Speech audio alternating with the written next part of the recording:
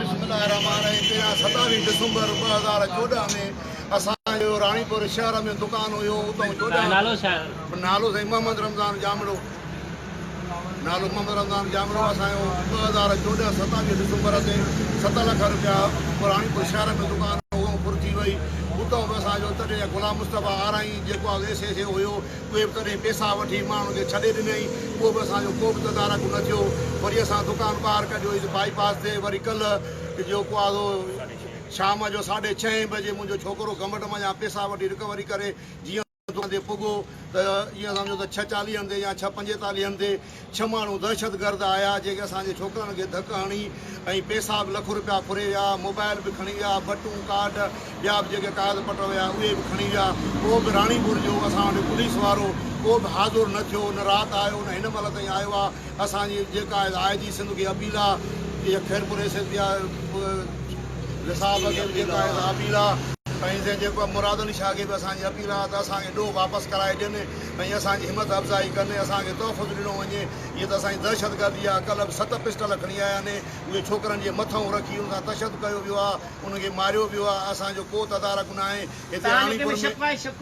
शक असांजो साईं कंहिंमें कोन्हे, कंहिंसां दुश्मनी वग़ैरह असांजी आहे कान। असां धंधे वारा माण्हू, शरीफ़ माण्हू, कारोबार करण वारा माण्हू, हिते असांखे त चोरनि ताए तपाए ॾिनो आहे। असांजी मजबूरी आहे, असांखे तहफ़ुज़ क़राम कयो वञे। असां छा कयूं, काॾे वञूं साईं? राणीपुर थाणे वेंदेसीं, वेंदासीं असां दाख़िल कराई राति। उहो बि SHO हिन महिल ताईं न आयो आहे। कोई बि एक्शन पुलिस वग़ैरह न खयो आहे। अगलो तव्हांजो लाइमल छा हूंदो जेकर तव्हां सां इंसाफ़ मिले थो? तव्हां पंहिंजो अगलो लाइमल छा हूंदो तव्हांजो? जेकर तव्हां इंसाफ़ नथो मिले तव्हांखे सुभाणे तव्हां जेको आहे राणीपुर थाणे ते धरणो हणंदासीं। 100 माण्हुनि ते जेका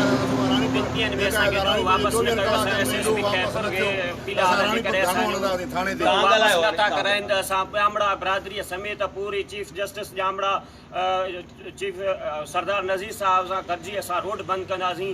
अगरि 2 ॾींहंनि में असांजो तदारक न कयो वियो त SHO राणीपुर खे अपील आहे त असांखे महिरबानी करे ॾियो वापसि करायो।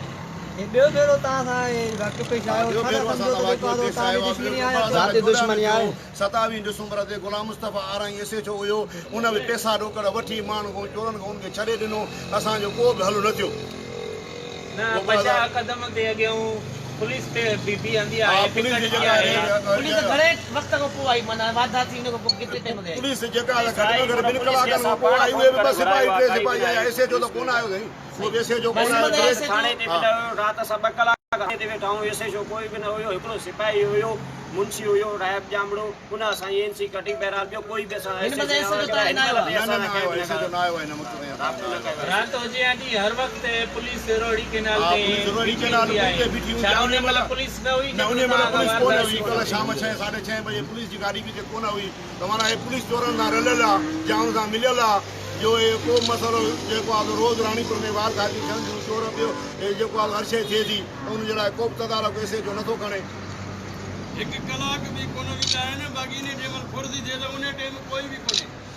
ट्रैफिक पुलिस भी होंदी आहे, पुलिस मोबाइल उतार दी आहे। कोटवारी जा जे उन मले आई नहीं। रात का वठी इन कल ते आयो आहे, रात फोन हिन महिल ताईं न आयो आहे। राति हिकिड़ा 2 पुलिस वारा आया, उन्हनि चयो हा भाई NC करायो, हे करायो, असां वेठा आहियूं कयूं था। उहो बि हिन महिल ताईं कुझु बि